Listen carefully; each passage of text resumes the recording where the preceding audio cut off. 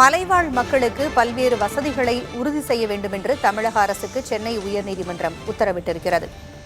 கள்ளக்குறிச்சி விஷச்சாராய மரணச் சம்பவத்தை அடுத்து கல்வராயன் மலைப்பகுதி மக்கள் மேம்பாடு தொடர்பாக தாமாக முன்வந்து உயர்நீதிமன்றம் இந்த வழக்கை விசாரணைக்கு எடுத்தது. இதில் பல்வேறு உத்தரவுகளை தமிழக அரசிற்கு பிறப்பித்திருக்கிறது.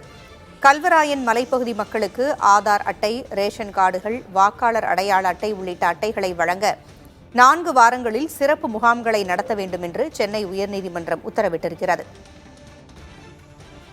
கூடுதல் விவரங்களை வழங்க செய்தியாளர் சுப்பையா இணைந்திருக்கிறார். சுப்பையா, மலைவாழ் மக்களினுடைய வாழ்வை தரத்தினை மேம்படுத்துவதற்காக பல்வேறு நடவடிக்கைகளை உடனே எடுக்க வேண்டும் என்று தமிழக அரசிற்கு சென்னை உயர்நீதிமன்றம் உத்தரவிட்டிருக்கிறது. என்னென்ன விஷயங்கள் அதில் சொல்லப்பட்டிருக்கின்றன?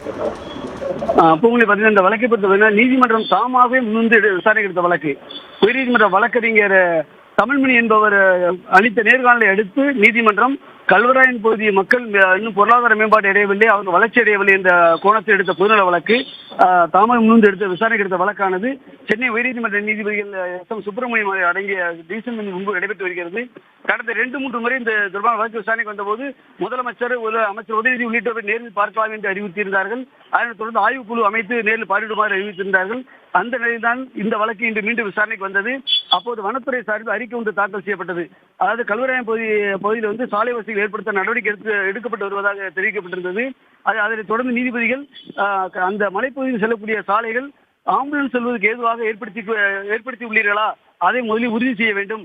அது மட்டுமல்லாமல் அங்குள்ள ஆரம்ப சுகாதார நிலையங்கள் மருத்துவர்கள், செவிலியர்கள் இருப்பதை உறுதி செய்ய வேண்டும். பள்ளிகளில் ஆசிரியர் இருக்கிறார் என்பதை உறுதி செய்ய வேண்டும் என்று நீதிபதிகள் கேள்வி எழுப்பினார்கள். அப்போது நீதிமன்றத்திற்கு உதவி செய்வதற்காக அந்த வழக்கறிஞர் தமிழ்மணி நியமிக்கப்பட்டிருந்தார்.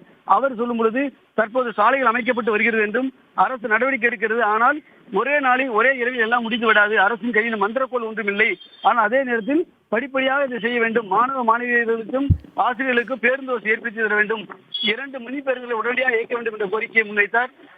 அப்போ நீதிபதிகள் சாலைகள் இல்லை என்று கூறவில்லை, அங்கு வாகனம் செல்லத்தக்க அளவில் உள்ளதா, பள்ளி குழந்தைகள் செல்ல முடியவில்லை என்று நீங்கள் சொல்கிறீர்கள், அப்படியானால் போலீசார் அந்த கிராமத்துக்கு செல்ல வேண்டுமானால் சாலை வசதி வேண்டும். அது மட்டுமல்லாமல் அங்கு வனத்துறை அதிகாரிகள் அதிகார துஷ்பிரயோகம் செய்வதாக ஒரு புகார் எழுந்துள்ளது, அதை நீதிமன்றம் வேடிக்கை பார்த்துக் கொண்டிருக்க முடியாது. அது மட்டும் தெரிவித்தார். அப்போது அரசின் கூடுதல் தலைமை வழக்கறிஞர் ரவீந்திரன் கூறும் பொழுது, உரிய நடவடிக்கை எடுக்கப்பட்டுள்ளதாக தெரிவித்த அடுத்து நீதிபதிகள் அனைத்து நடவடிக்கையும் எடுக்குமாறு உத்தரவிட்டு வழக்கின் விசாரணையை 19 தள்ளி வைத்துள்ளனர். தகவல்களை வழங்கியமைக்கு நன்றி வி.எம். சுப்பையா.